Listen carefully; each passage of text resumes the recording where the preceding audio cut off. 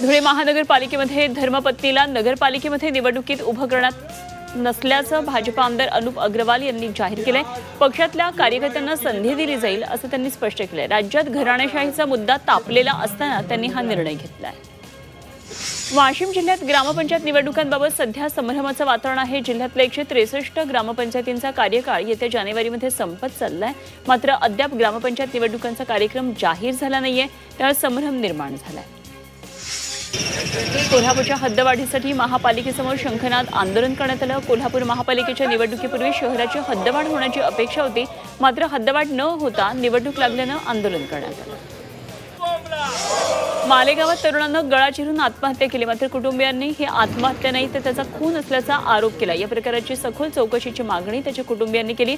या प्रकरणात छावणी पोलीस ठाण्यात अकस्मात मृत्यूची नोंद करण्यात आली। येवल्यामध्ये राज्यस्तरीय क्रिकेट स्पर्धांना सुरुवात झाली। येवला तालुका क्रिकेट असोसिएशनच्या वतीनं सेनापती तात्या टोपे चषक नावानं स्पर्धा खेळवली जाते। राज्याच्या विविध जिल्ह्यातील 20 ते 30 स्पर्धेसाठी दाखल झालेले आहेत आणि विजेत्या संघाला रोख पारितोषिक आणि ट्रॉफी दिली जाणार आहे। धुळे शहरासह परिसरात शीतलहरीचा प्रकोप कायम आहे। धुळे शहरात तापमानाचा पारा 5.5 अंश सेल्सिअसवर नोंदवला गेलाय। जिल्ह्याचा तापमानाचा पारा घसरत असल्यानं जनजीवन विस्कळीत झालेलं आहे। येवल्यामध्ये खरेदी विक्री संघात सोयाबीनसाठी 351 शेतकऱ्यांनी नोंदणी केली होती। मक्यासाठी 1553 शेतकऱ्यांनी नोंदणी केली, मात्र बारदाना अभावी शेतकऱ्यांची खरेदी खोळंबली। 15 डिसेंबरला नोंदणीची मुदत संपल्यानं 3000 शेतकरी नोंदणीच्या प्रतीक्षेत आहेत, त्यामुळे मुदत वाढवण्याची मागणी केली आहे।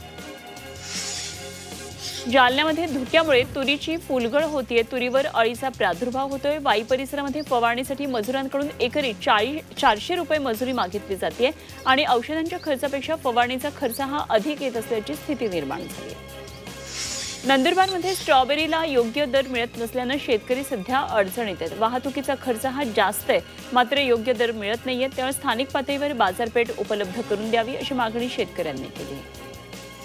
नाशिकमध्ये साधू महंतांनी धुरंधर चित्रपट पाहण्यासाठी चित्रपटगृहामध्ये गर्दी केली। उज्जैन, काशी विश्वनाथसह नाशिकमधील साधू महंतांनी एका सिनेमागृहामध्ये गर्दी केली होती आणि यावेळी त्यांनी भारत माता की जय, जय श्रीराम अशी घोषणाबाजी देखील केली।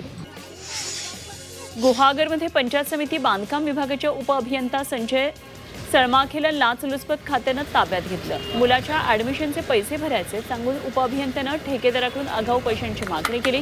यावेळी 7,000ची लाच घेताना उपअभियंत्याला पकडण्यात आलं। नंदुरबार जिल्ह्यातल्या 1,65,000 लाभार्थ्यांना अजूनही घरकुल योजना मिळालेली नाही। जिल्ह्यात एकीकडे मोठ्या प्रमाणावर घरकुल दिलं जात आहे आणि दुसरीकडे अनेक कुटुंब योजनेपासून वंचित आहेत। या लाभार्थ्यांना लवकरच घरकुल मिळावं यासाठी सर्वेक्षण केलं जाणार आहे। अकोला बस स्थानकावर चोरीचा प्रयत्न करण्यात आला। खदान पोलिसांच्या सतर्कतेमुळे वेळेतच हा प्रयत्न उधळून लावण्यात आला। बस स्थानकावर अज्ञात व्यक्तीनं अमिता यांच्या बॅगमधल्या पैसे आणि पर्स चोरली आणि या घटनेची माहिती मिळताच संबंधित एसटी बस खदान पोलीस ठाण्यासमोर थांबवून झाडाझडती घेण्यात आली। गोंदिया शहरामध्ये विनयभंग प्रकरणामध्ये एका आरोपीला 1 वर्षाचा कारावास आणि 25,000चा दंड ठोठावण्यात आलाय। प्रथम श्रेणी न्यायदंडाधिकारी तथा दिवाणी न्यायाधीश शेंडे यांनी ही सुनावणी केली। नंदुरबारच्या तोरणमाळ परिसरात 28 विद्यार्थ्यांना क्रुझर गाडीमध्ये कोंबून आश्रमशाळेत नेलं जात होतं। या गाडीवर प्रादेशिक परिवहन विभागानं कारवाई करत ही गाडी जप्त केली। विद्यार्थ्यांना सुरक्षितपणे त्यांच्या आश्रमशाळेत सोडण्याची व्यवस्था त्यानंतर करण्यात आली। बनावट शालार्थ आयडी प्रकरणातला आरोपी नितीन उपासनी यांनी आर्थिक गुन्हे शाखेच्या पथकानं अटक केली। मालेगाव संगमेश्वर इथल्या संस्थेत शासनाचे आदेश आणि कागदपत्र बनावट करून 5 कोटीहून अधिक रकमेची फसवणूक केल्याचा आरोप त्यांच्यावर आहे। पुणे परिसरात दिवसा घरफोडी फिरणाऱ्या सराईत गुन्हेगारांना जेरबंद करण्यात आले। सीसीटीव्ही फुटेज आणि गुप्त माहितीच्या आधारे पुणे पोलिसांनी ही कारवाई केली। आरोपींकडून 8,11,000 रुपयांचा मुद्देमाल जप्त करण्यात आला। भंडाऱ्यामध्ये अवैध गौण खनिज उत्खनन आणि वाहतुकीवर लाखनी तहसील कार्यालयानं कारवाईचा बडगा उचललाय। 13 ऑक्टोबर ते 16 डिसेंबर या कालावधीत 15 वाहनांवर कारवाई केली आहे। तसंच या कारवाईमध्ये तब्बल 18 लाखांहून अधिकचा दंड वसूल केला। या पथकानं 2 महिन्यामध्ये 14 ट्रॅक्टर आणि 1 टिप्पर जप्त केला आहे। नाशिकच्या चांदवडमध्ये साळसना गावात अज्ञातानं मक्याच्या चाऱ्याला आग लावली, तर काही दिवसांपूर्वी या गावामध्ये चोरून लपून दारू विक्री होत होती। त्याची फिर्याद महेश ठाकरे यांनी पोलिसांमध्ये दिली होती। त्यानंतर गावातल्या गुंडांनी त्यांच्या शेतातल्या जवळपास 8 ते 9 क्विंटल साठवलेल्या मक्याच्या चाऱ्याला आग लावली। वाशिम जिल्ह्यामध्ये स्फोटक साहित्याच्या प्रकरणामध्ये 1,77,000चा डिटोनेटरचा साठा जप्त करण्यात आला. विहीर फोडण्यासाठी वापरण्यात येणारे हे डिटोनेटर 3 महिन्यांपूर्वी चोरीस गेले होते. सावरगाव जिरे शेत शिवारामध्ये छापा टाकून हा साठा जप्त करण्यात आला. धुळ्याच्या शिरपूर तालुक्यामध्ये जळत्या कारमध्ये एकाचा मृत्यू झाला. ही गाडी गुजरात पासिंगची आहे आणि हा व्यक्ती गुजरातकडून आल्याची प्राथमिक माहिती कळते. घटनास्थळी शिरपूर पोलीस दाखल झाले. हा अपघात आहे की घातपात आहे याची चौकशी आता पोलीस करतात. पुणे आंतरराष्ट्रीय विमानतळ परिसरात पुन्हा एकदा वन्यजीवांचा शिरकाव होऊ नये यासाठी सर्व बोगदे जाळीबंद करण्याचा निर्णय घेण्यात आलाय.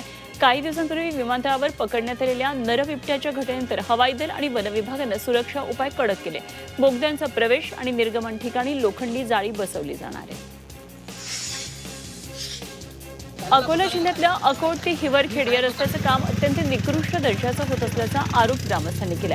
याबाबत ग्रामस्थांनी थेट रस्त्यावर जाऊन सुरू असलेल्या कामातल्या त्रुटींचा पाढा वाचला. यावेळी संबंधित कंपनीच्या प्रतिनिधींना घटनास्थळी बोलावून नागरिकांनी चांगलंच धारेवर. पिंपरी चिंचवड महापालिकेच्या पाणीपुरवठा विभागाकडून सांगवीमध्ये गेल्या काही दिवसांपासून अनियमित पाणीपुरवठा होतोय. त्यामुळे नागरिकांना नाहक त्रास सहन करावा लागतोय. नवी सांगवीमध्येच ही परिस्थिती का असा सवाल इथले नागरिक करतात. जालना जिल्ह्यामध्ये रब्बी पीक विम्याला शेतकऱ्यांकडून अल्प प्रतिसाद मिळतोय. जिल्ह्यातील केवळ 73,000 शेतकऱ्यांनी रब्बी पिकांसाठी पीक विमा भरलेला आहे. त्यासाठी राज्य शासनानं 15 डिसेंबरपर्यंत विमा भरण्याची शेवटची तारीख निश्चित केलेली होती.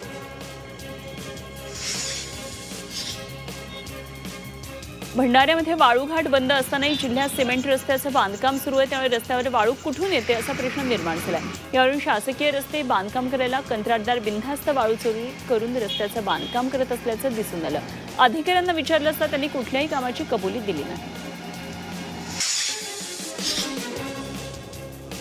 धुळ्यामध्ये लाखो रुपयांची दारू जप्त करण्यात आली आहे. राज्य उत्पादन शुल्क विभागानं ही कारवाई केली आहे. देवभानी शिवारामध्ये बनावट दारू बनवण्याचा कारखाना उद्ध्वस्त करण्यात आला. हा कारखाना महिनाभरापासून सुरू असल्याची माहिती समोर आली आहे. येवला शहरामध्ये बंदी असलेल्या नायलॉन मांजाविरोधात कठोर कारवाईला सुरुवात केली आहे. एका घरातून बेकायदा साठवलेल्या नायलॉन मांजाच्या 8 फिरकी जप्त केल्या. येवला शहर पोलिसांनी छापा मारून कारवाई केली आहे. तसंच यापुढे कोणी नायलॉनचा मांजा वापरला किंवा विक्री केली तर कठोर कारवाईचा इशारा पोलीस निरीक्षकांनी दिला आहे. नाशिक जिल्ह्यातल्या मालेगाव मर्चंट कोऑपरेटिव्ह बँकेला नाशिक जिल्हा उपनिबंधक सहकारी संस्थेनं एक प्रकरणामध्ये दंड ठोठावला आहे. एका प्रकरणामध्ये माहिती सादर करण्यात कसूर केली म्हणून आदेशापासून तर अर्जदारास माहिती देण्यापर्यंत 100 रुपये रोज बँकेत जमा करावेत असा आदेश दिला आहे. न्यायालयानं गठीत केलेल्या 5 सदस्यीय समितीनं 6 ते 13 डिसेंबर दरम्यान मुंबई आणि नवी मुंबईतल्या 36 ठिकाणांना भेट देऊन प्रदूषणाची पाहणी केली.